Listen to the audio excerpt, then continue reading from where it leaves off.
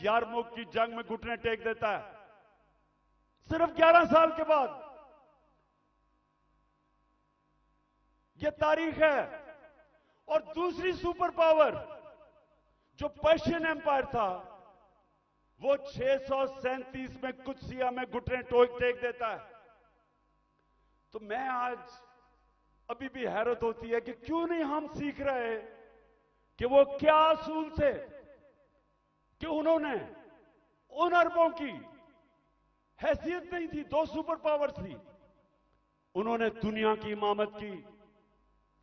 सबसे पहले मदीना की रियासत में उन्होंने जो असूल खड़ा किया था, अदल और इंसाफ, उन्होंने लोगों को इंसाफ देकर आजाद किया था, गुलामी से आजाद किया था। जब इंसाफ मिला उन लोगों को, इंसान बराबर हो गए कानून में।